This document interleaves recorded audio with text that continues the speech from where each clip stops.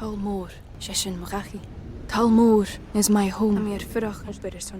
My family have worked the land for generations. My gran says the island does not belong to us, but we belong to the island. And we must be ready, for a great evil is coming, and death follows with it. Listen and subscribe to the latest season of Undertow, The Harrowing, a Storyglass production presented by Realm, available wherever you get your podcasts. Hi, I'm Jennifer, a founder of the Go Kid Go network. At Go Kid Go, putting kids first is at the heart of every show that we produce. That's why we're so excited to introduce a brand new show to our network called The Search for the Silver Lining, a fantasy adventure series about a spirited young girl named Isla who time travels to the mythical land of Camelot. Look for The Search for the Silver Lining on Spotify, Apple, or wherever you get your podcasts. And now, stop me if you've heard this before on the Toddcast podcast. Without a doubt, you could argue that Jane's Addiction is one of the most influential rock bands, period. Their debut came out in 1987. Couple more albums between then and their farewell tour. Then their singer Perry Farrell launched Lollapalooza. Chili Peppers bassist Flea was with the band for a spell.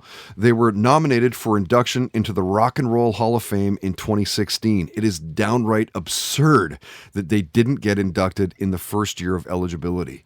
And when their drummer Stephen Perkins was a guest, we talked about how he played drums with the Chili's when John Frusciante returned to the band. Growing up with the music of the Jackson 5, jazz and disco, whether aliens have visited Earth. We talked about being in a band during the pandemic, being a dad, bonding with your kids, the excellent Spider-Verse, seeing Kiss and the Rolling Stones in concert. And stop me if you've heard this before, Stephen talked about the craziest shit that he saw on stage while playing with Jane's Addiction. There's a lot that goes into that question, but I tell you what really inspires me is those really big shows. And you're playing a song, and you see someone on a bungee jump, 150 yards away. You see someone, they're not watching the band, they're experiencing their day, but the band is you can't get away from it. We're still the soundtrack. Mm-hmm. And I love having that huge platform, those big festivals, to really get, your music, get people spirited up, and they're doing things that have nothing to do with your song. And they might be meeting their next wife, their future wife, or they might be having a reunion with someone they haven't seen in 30 years, And I love being part of that experience and bringing, the music is a reason to be there, but it's not exactly the only thing that's happening in their life. But yeah, I've seen some crazy shit. I mean, Perry is such a great frontman because he's in the moment. He doesn't, you have to keep an eye on him when you're playing the songs because it's not verse, chorus, guitar solo. It's what's happening in the moment, and then respect that, and being in a band with Tommy Lee with Methods of Mayhem, and he was singing and playing guitar, and I was on drums. Right. We had a one hell of a day. I don't think we belonged there. It was a super heavy metal festival out in Austria, and the band we were doing, Methods of Mayhem, was a full hybrid of hip hop and rock and techno even, and we were not welcome.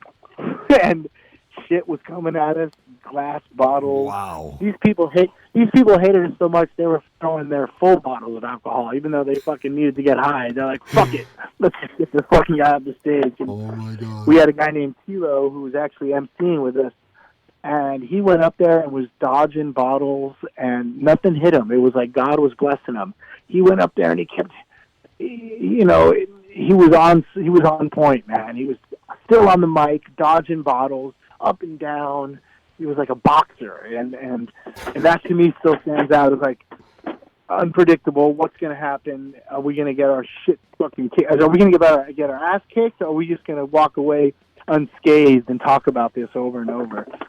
And Jane's Addiction liked to sometimes plan stuff, but it never went as planned, and that's always kind of fun, and to say, okay, at this point in the song, we should have somebody come out and hang from hooks and suspend and see what happens after they come out and the response of the audience.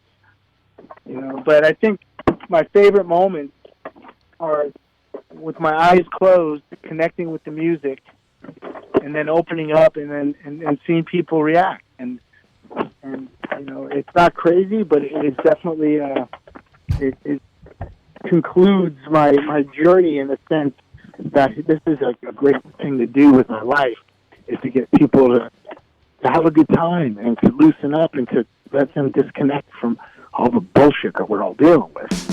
Stop Me If You've Heard This Before on the Toddcast podcast is brought to you by Puff, purveyors of quality cannabis accessories since 1995. Use promo code TODCAST and get 20% off regularly priced accessories and apparel in-store and online at puff.ca. Hey there, it's Rachel Ballinger, and I am extremely excited to invite you to Rachel Uncensored. It's my podcast where I sit down and get real with my friends and celebrity guests, where we talk about all sorts of topics. And sometimes we might be under the influence when we do so. We cover things from personal stories to hot button issues. And it's the only place on the internet you can find an uncensored version of me. It's a side of me that you might not have seen before because it's not the most family or brand friendly. But don't worry, I'm still sort of slightly a decent human being. If you're intrigued, then make sure you check it out. New episodes drop every Wednesday. You can find it on Apple Podcasts, Spotify, or wherever you listen to podcasts. Trust me, you won't want to miss out on the fun and candid conversations we have here on Rachel Uncensored.